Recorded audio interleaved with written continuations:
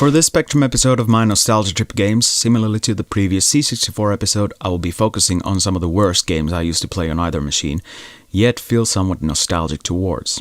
TV show tie-in games have always been more likely to be a miss than a hit, and today's first game is definitely more of a miss. The Dukes of Hazzard from Elite. I wrote a comparison of this game alongside another horrible Elite TV license some years ago, and you can find the link for that article in the video description. For me, the most memorable thing about this game is that when I had a copy of it in my original Specky collection, I remember its extremely random manner of loading since it worked just about half of the time when it felt like it. Of course, now that I have an actual original tape of it, it works slightly better, but still not perfectly. I've never actually seen a single episode of the original TV show, nor the movie remake. The only nostalgia I have of the Dukes of Hazzard is this idiotic game. You drive General Lee on a straight road for hundreds of miles while trying to dodge any possible sprite collision.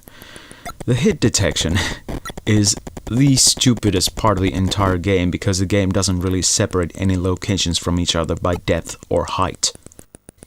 The key to success in this game is learning how to accelerate, which happens by repeatedly tapping the M key.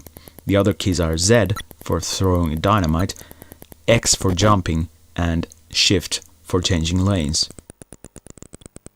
Even after the important knowledge, the Dukes of Hazzard is still an unholy mess of a game and should not be a part of your regular entertainment. But as I've said before, nostalgia is a weird thing.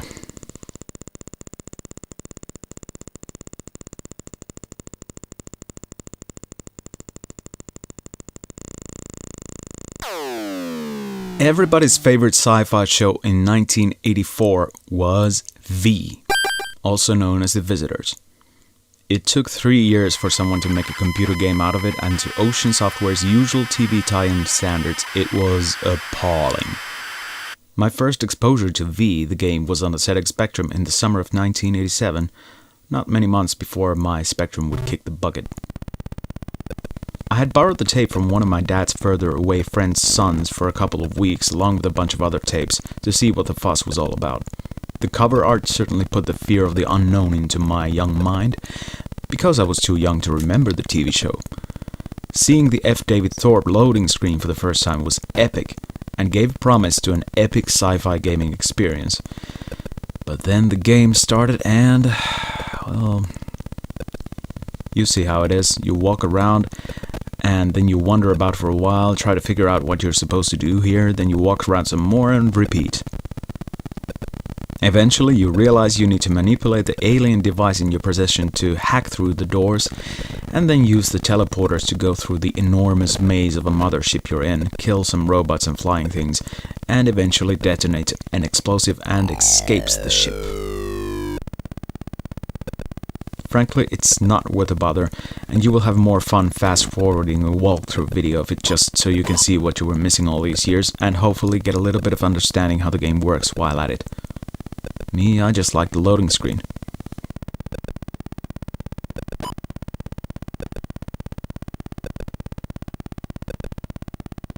If you haven't gotten overdosed by Jet Set Willy and its modifications, there are a few slightly different Willy clones out there worth checking out. I probably wouldn't call this one among the best ones of the lot, but I certainly spent more than a few hours with Fahrenheit 3000 back in the day. What makes Fahrenheit 3000 its own thing, and subsequently inferior to Jet Set Willy, is the jumping mechanics. You don't have a clear jumping arc, but instead you jump in a straight diagonal and bounce off from all possible walls and platforms. And you still have a clear maximum height you can reach with your jumps. With the collision detection being what it is, it's near impossible to get even through the first screen, but with diligent practice, you will be able to break free.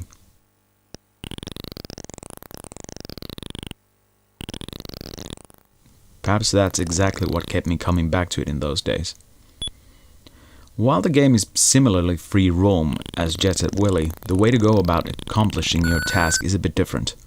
There are 64 valves scattered around the nuclear reactor which flash as red and green. If it is red, you can touch it, and if it is green, you will die from contact. Naturally, the way the colors change on these valves is pretty random, so you're bound to die quite a lot, and spend a small eternity getting back to wherever you died. Most of the time I ever spent on the game was really just practicing jumping from place to place and just forgetting about the valves so I could at least see as much of the game as I could.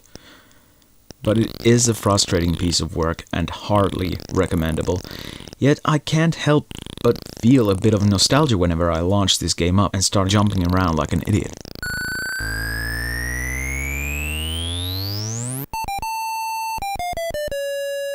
Here's an early game from Durell Software, who are best known for their Saboteur games. I can't really say that Jungle Trouble is a particularly bad game, but it is simplistic in the sense that you would expect a slightly evolved Nintendo Game & Watch game to be. All the action takes place in one screen, and your mission is simply to get from the bottom right corner of the screen to the top left. Your path is blocked by a bunch of trees, which you must chop down with your axe, which will eventually be stolen by a mischievous ape. And often. The bottom and top thirds of the screen are more basic platforming in which you need to jump over holes, and the top gap requires you to use the hanging vine to get over the fiery pit.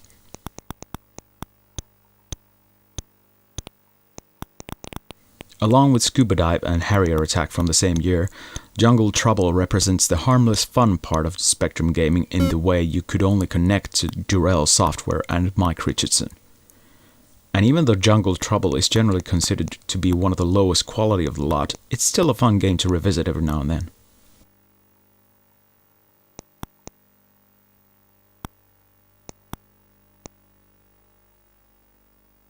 Another game from Elite Systems that I think fits the bill here is Kokotoni Wilf. An odd title if I've ever heard one, but it's the name of the character you play as. Wilf is a regular person who is not referred to as an angel or anything as fancy as that by the game's instructions, but whose job description is a magician's assistant, and he has been given wings for a purpose.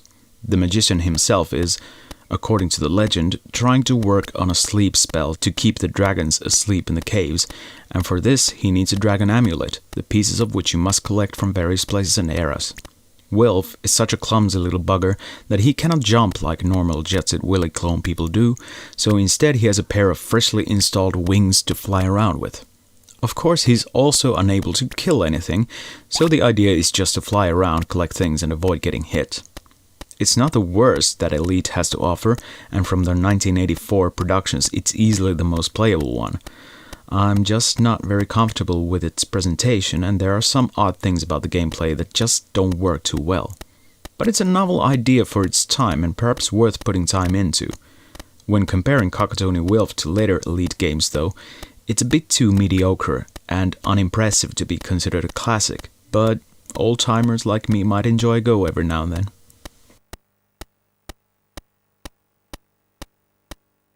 Data East's BurgerTime is one of my all-time favorite arcade games, not because of its quality as a game, but because it's somehow hilarious enough to overrule the game's necessity of being playable. Well, the original arcade version of BurgerTime is playable enough, but too many 8-bit conversions were not that well made, one of the most laughable attempts of it being Barmy Burgers for the ZX Spectrum. That said, it's still the best clone of BurgerTime you can find for the Spectrum, and it's also the earliest BurgerTime clone for the Spectrum.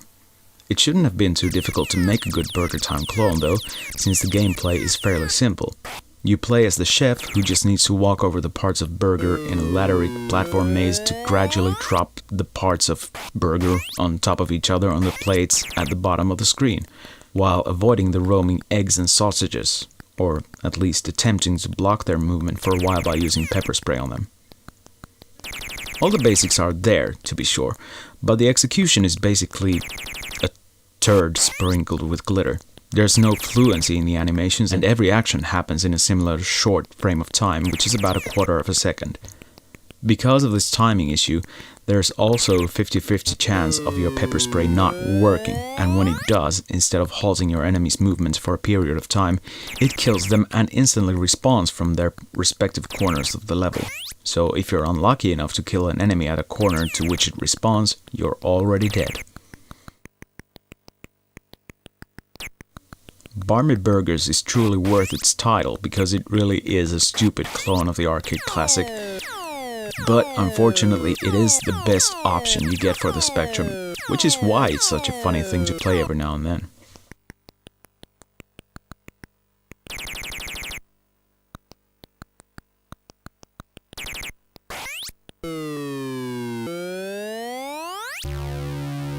Another title from Firebird then, and I'm not even sure how to pronounce this title, but I'm guessing it's Cylu. The instructions say it's the player character's name, and you're supposed to be a warrior of sorts, but then it looks like you control a droid or something in the game, so I don't really know.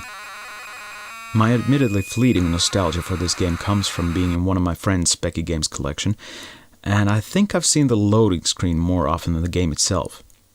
Since I have an inherent aversion to isometric adventure games, particularly those that have monochrome graphics, Cylu was never really a thing I was interested in until recently. Precisely because it is such an odd thing, mostly because of its skewed point of view, but also because of its oddly choosable control method, since you're given a bunch of keys you can use for all the actions, but it's up to you to find the least uncomfortable combination of keys. You get a key for walking forwards and 2 rotation keys, and then there are 6 other action keys to memorize for picking up an object, dropping an object, selecting an object from inventory, examining an object, using an object, and examining a force field. And then there are also separate pause and continue keys, as well as key combinations for saving and loading a game in progress. Phew, that's a lot of keys. I mean, just the sheer amount of keys you need to play this game is enough to give it a stamp of bad game design, but recently I have come to reconsider that view. The only thing I'm still really uncomfortable with is the way Cylu is controlled, and I'm not particularly fond of the lack of screen borders shown in the action screen either. The idea is to turn off all the force fields from the area as quickly as possible, but as with all the other isometric adventure games, it's difficult to get your head around the map for quite a few attempts. You also need to pick up all kinds of items that make no sense at first, apart from the fuel containers, which you need to use every minute or so due to your constantly depleting fuel. Again, what exactly is your character? Cylu continues to baffle me to no end, but lately it has become a game that I actually try to play a bit every now and then. One of those games that I used to read about a lot back in the day, but never got to actually play until after emulation came along, was a delivery truck driving simulation called Juggernaut. At first the game caught my eye because of its funny loading screen with the happy hedgehog in front of the CRL truck and the Thunderbird-style title logo. Juggernaut is unlike most other simulation games in that you don't really get to drive the truck from a first-person view. Not that it would make much sense, because the simulation includes all the stuff involving the delivery, from making calls to loading the truck and checking maps, etc. There is a definite problem with the playability though, because the truck seems to turn the wrong way when backing up, and if you try to turn it the other way while backing, it just keeps on backing and turning the same way. Maybe that's how it is for lorry drivers in real life too, I don't know. I mean, happily you don't actually have to park the truck linearly to the marked parking zones. But after playing Juggernaut for a couple of minutes, any inclinations for driving a real-life truck will have disappeared for a good while. It's too bad, because it's a pretty interesting simulation game for its time. And certainly is a product of its time, since you need to find a phone box to inquire about all the locations of the necessary stock locations and even the gas station. The maps are randomly generated each time you start a new game, and the only thing you have marked there is your starting point and your truck. So you do need to go through the phone call procedure at the beginning of each game before getting a move on.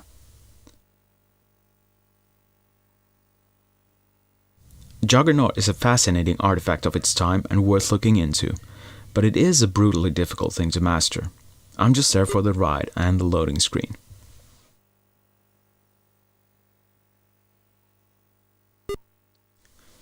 Game number 9 for this episode is one that I have only gotten to properly test out lately. Corruption from Omega Software, 1984.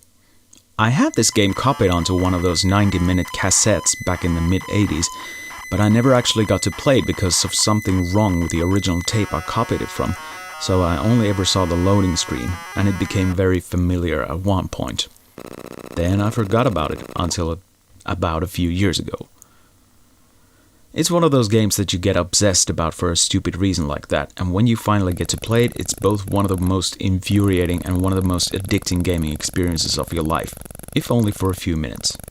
On first look, Corruption seems like another one of those basic ladder-based platforming arcade games, but it's really its own peculiar little thing, a sort of a crossbreed of Miner 2049er and Lode Runner, but super annoying. You play as programmer Pete, whose job it is to get rid of all the bugs in the building by bombing bits of floor and clear the floors of the corruption that the bugs have spread. Or something like that anyway. What the game's instruction leaflet doesn't say is how to use the bombs, which happens by pressing the A key, after which it takes a while for the bomb to drop from the top of the screen to the exact point where you were standing on when sending for the bomb. What makes this game so impossible is the combination of a time limit and the amount of corruption the game allows before you lose a life. There's also a couple of bugs regarding the enemy behavior which makes the game occasionally impossible, but when you know them, you can work your way around them. In my experience, Corruption is kind of like Omega Software's Copter, another cheap game I mentioned in an earlier episode, in the sense that it's surprisingly good fun despite the general view of the game, and its obviously subpar technical quality. Perhaps someday I will beat the first level. And last, and perhaps even the least, depending on how you view it, we have a game that was only ever published on a Sinclair User magazine cover tape in 1988, Brat Attack. Not that many cover tape games caught my eye, mostly because we didn't get that many of those here in Finland, and I only managed to buy a handful of foreign gaming magazines, so this was one of the very few that stuck in my mind all these years. Frankly, I don't even know why would it, since the game isn't much to talk about. It's a side-viewed, flip-screen arcade adventure, which is a really overpopulated genre on the Spectrum anyway. It's not even a particularly memorable one, much less a good one. The problem is, it's not even bad enough to be memorable, just bland all over. I suppose it's just my relatively limited exposure to foreign computer and gaming magazines that somehow got my focus on everything I read on those. Oh well, okay, it has nice graphics. The gameplay is solid enough, if a bit unorthodox, since you don't have any other weapon to defend yourself with against your enemies than jumping onto them. The idea is to collect 10 babies from the stupendously large maze-like map, which is very similar to Joe Blade, probably because Brat Attack was written by the same person. And you can also collect some bonus items on the way. If it weren't so tedious to run around the map, and if it had an actual weapon, Brat Attack might have been a reasonably enjoyable thing to play. As it is, it's barely worth your time, unless you have a similarly weird obsession about it because of nostalgia.